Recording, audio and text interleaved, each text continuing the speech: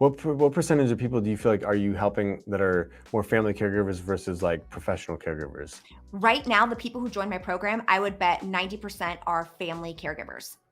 Yep. And then out of those family caregivers, what percentage do you feel like are like, adult children taking care of their mom or dad versus maybe spouses taking care of a loved one?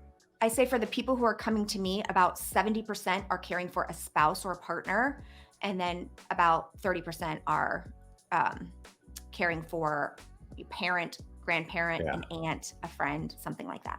Now, do you find, because I've seen some of your content too, do you find those two, the way you support those caregivers being very like being different as far as how you provide like tips and tricks or just kind of support to them?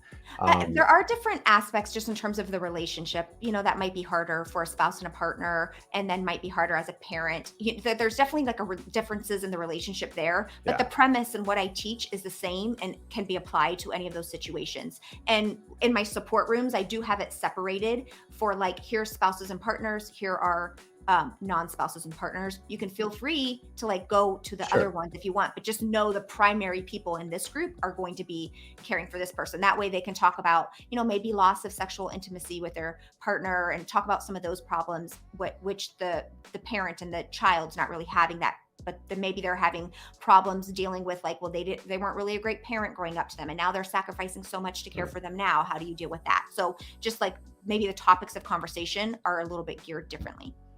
Yeah, and I think that that's so important too, like helping because I feel like yeah, the way you support each of those groups, is a little bit different. And I've always felt like sometimes it seems like it's got to be hard for that to like lose a spouse, someone you've loved your entire life, and then you're like living with this person, but it's like now this person's not really your partner as much as like Yeah, you're having to take care of them, and I exactly. feel like that's got to be a really emotional, like a big emotional struggle, where I'm sure there's a lot of underlying stuff on the adult children side, but maybe there's more of an expectation that at some point I might have to take care of my mom or dad because I see certain signs that are coming.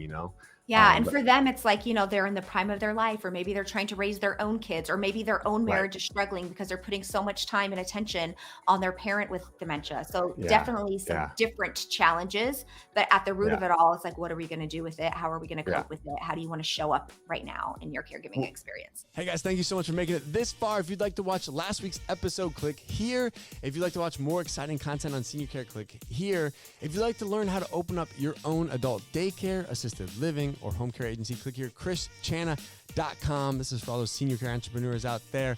And let's get back to work.